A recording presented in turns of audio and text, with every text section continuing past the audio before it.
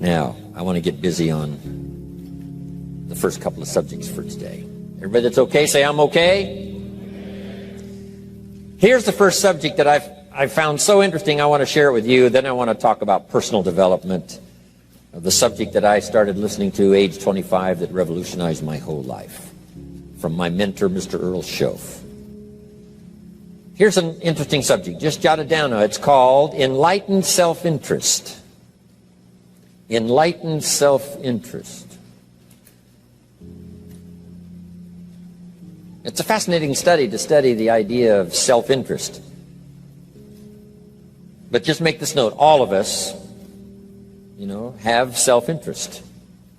The key is for it to be enlightened so that everybody wins and no one loses. Our first interest is to survive. What does it take to survive? Our second interest is to succeed. What does it take to succeed? What does it take for me personally to survive and to succeed? Can I legitimately be interested enough in the things that help me both succeed and survive? And here's what I discovered. The answer is yes. It's possible to exercise self-interest, but to do it in such a way that no one loses, everyone benefits. Key phrase. Life was not designed to give us what we need. Life was designed to give us what we deserve. We do not reap a harvest in the fall because we need it. We reap a harvest in the fall because we deserve it. Not necessarily from a moral standpoint. Of course, there are some moral laws as well, spiritual and moral laws. But just the basic laws that simply say if you wish to reap, you must plant. So jot this down. Reaping is reserved for the planters. And the reason they reap is because they deserve it. They're the planters. They deserve to reap. Interesting Bible phrase that says, if you keep knocking, you'll find open doors. Good phrase to jot down. If you keep knocking, you'll find open doors. Doors of opportunity. Doors of a chance to meet someone. Doors open for association. Doors open to find someone special. Doors open to find a unique business colleague. If you keep knocking, the phrase says, doors of opportunity are open to those who continually knock. So we don't find open doors of opportunity because we need them. We find them because we deserve them. Only those who knock deserve to find an open door. But the promise is, if you continually knock, you'll find doors of opportunity. It says, if you search, you will find. So make the note, it's good. Finding is reserved for the searchers because they deserve it. Now, at first they may have needed it, but they now know that just needing it is not sufficient. But if they need it, now they must qualify for it. The reason why you're going to be blessed with good ideas this weekend is because you've come searching. You've gotten on an airplane to come searching. Got in your automobile to come searching. You got here searching. Now you're ready to receive. And for those who search, they will find answers. They will find plans, imagination to stir yourself into action for future benefit. So if you search, to find a good idea, you must go looking, go searching. You've got to go to church. You've got to go to class. You've got to go to the seminar. You've got to go to the library. You've got to go to the books if you wish to find. Rarely does a good idea interrupt you. Rarely. But if you will search, you will find. So we get not what we need, but we get what we deserve. It says if you ask, someone has an answer. If you keep asking, the answers belong to you, because by virtue of asking, you have qualified. So we don't get what we need, we get what we deserve. The mother on welfare should be taught in some small manner that hopefully she can begin deserving the welfare check. Not getting it because she needs it, but now starting to get it because she deserves it. If the welfare worker says to Mary, Mary, I brought a bucket of paint and a paintbrush, and the next time I come, if the door is painted and the fence here in front is painted, I give you the check for $450. Not that painting the door and painting the fence is worth $450. It's not worth that much, but it is the beginning of the process. So make that note. I want to begin the process of deserving. What would that be? What process should I begin engaging in to deserve good health, to deserve a good relationship, to deserve prosperity, to deserve an enterprise, to deserve the opportunity to build a city? What must I do to begin the process of deserving? So now the welfare worker comes back and the door is painted and the fence is painted, and now Mary gets the $450 to help take care of her children, not because she needs it, but because she's beginning to deserve it. Then the welfare worker thinks of some other project. She said, Mary, if these weeds are gone and this little garden is cultivated, when I come back, now that the door is painted and the fence is painted, if the weeds are gone and this little garden is cultivated, you get the $450.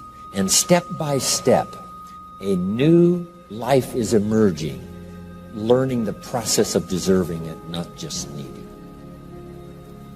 We teach our children at home, right? Child says, I need $10. So that language doesn't work here. There's plenty of money here, and the vaults are full.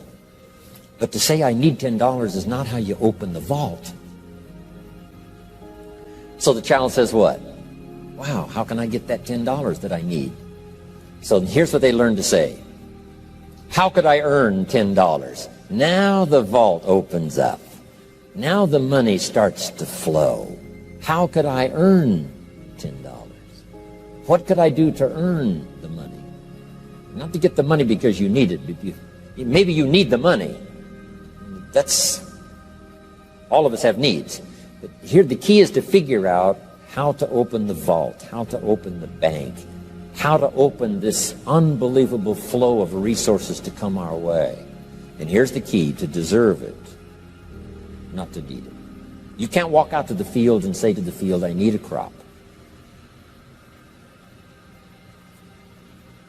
Here's what the field says. Here's what the ground says. Who is this clown that brings me his need but brings me no seed? So jot that down. Take your seed to the marketplace, not your need. Don't disclose your need to the marketplace, only your willingness. We'll talk about that a little later today.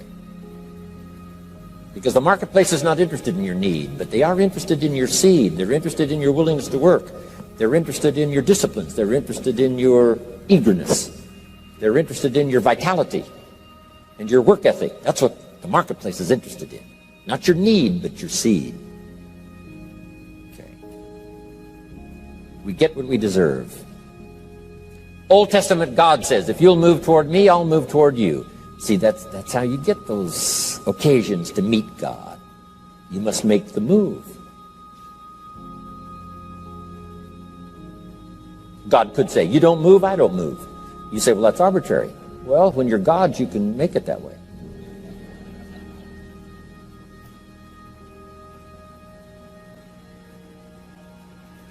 So, the law says if you wish to receive. Now let's talk about enlightened self-interest. If you wish to receive.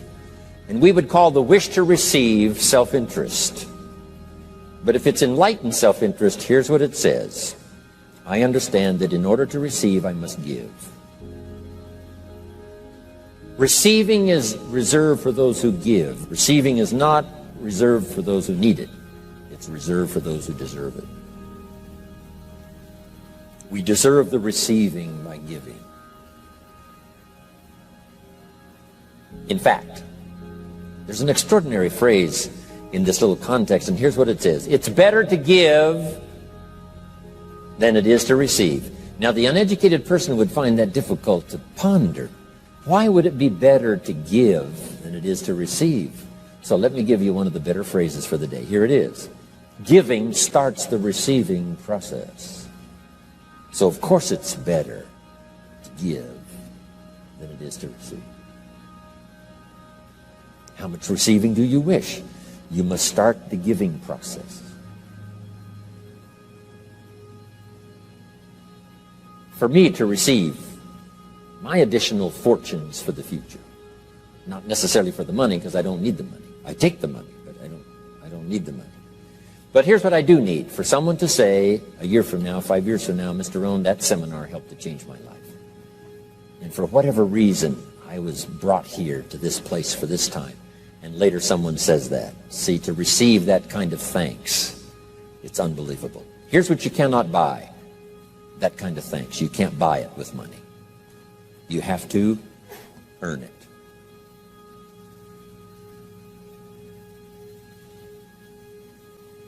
Now let's expand a little further now. That it's called the law of riches and wealth.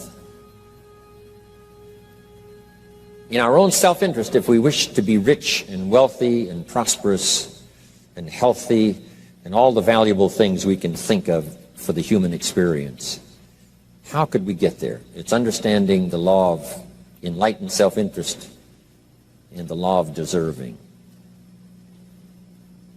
The question was asked in the Bible, how can we be great? What is the key to greatness? Great wealth, great return, great accolades, trophies to put on the mantle above the fireplace. How can we get great respect, great riches, great abundance for ourselves? How can we get that? And the answer was given, and here was the answer: find a way to serve. Find a way to serve the many. So I paraphrase it to read this: service to many leads to greatness. Service to many leads to greatness. Someone says, well, about the best I can do is take care of myself. That's okay. Self-care, has its own reward, but it's very limited. Somebody says, I can't be worried about other people's problems. I got enough problems of my own. That's okay. Self-defense is okay. Self-preservation is okay, but it has a very limited reward. If you wish to change that into abundance and prosperity and uniqueness, then here's what you must do: help solve other people's problems. Help find answers for someone else, not just for yourself, but for someone else. And in that kind of service, you now begin the process of greatness.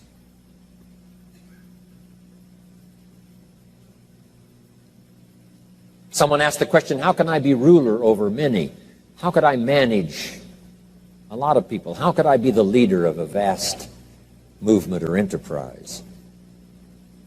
Here was the answer: nothing wrong with that wish. We call that self-interest of the highest kind. Wishing to be the manager, the ruler, wishing to be presiding over many people. Here was the answer: be faithful when the amounts are small.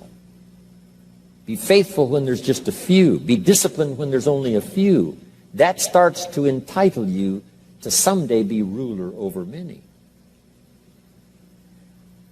You say, well, if I had a big organization, I'd really run it with a strong hand and I'd be a fabulous leader. But I've only got a few and I don't know where they are. See, that's not going to work. If you wish to preside over riches, you must start when the amounts are small. Someone says, oh, if I had a fortune, I'd really take good care of it. But I've only got a paycheck. I don't know where it goes. See, not knowing where it goes disqualifies you now for presiding over the fortune. We've all heard that, right? I don't know where it all goes. Did you ever hear that expression? Oh, we'd love to have you run the company. You don't know where it all goes. Somebody says, it just gets away from me. Oh, we'd love to have you run the world, right? It just gets away from you. Somebody says, it's only pennies and it's only a few. Here's where you begin to qualify for abundance and riches and greatness and respect, is to be disciplined when the amounts are small. Someone finds it unique, right, that this many people would come and hear what I've got to say for a whole weekend, but this is not where I started. I started with just a few, but I was so on fire with the few, trying to translate for them in my awkward ways back then what had happened to me. My life got changed, my income got changed, my health got changed, everything got changed for the better. And now I've lived the most extraordinary life. But it started with my passion for just a few, to translate for just the few. Someone says, well, there's just a few here. You know, does this meeting matter when there's only a few? And the answer is yes. Jot this down. You never know who's in the audience, whether it's a few or 1,000 or whatever. But you got to be faithful when there's just a few. Tell your story when there's just a few. Be just as passionate about ideas that can change someone's life when there's just a few. Now you begin. You're not fully qualified, but you begin the qualification to someday speak to many. Someday preside over a vast crowd. Someday be the manager or the leader of millions. It starts in those early days to deserve it. All right, guys, congratulations on making it to the end of that talk from Jim Rohn about how to properly attract opportunities to yourself and how to attract abundance.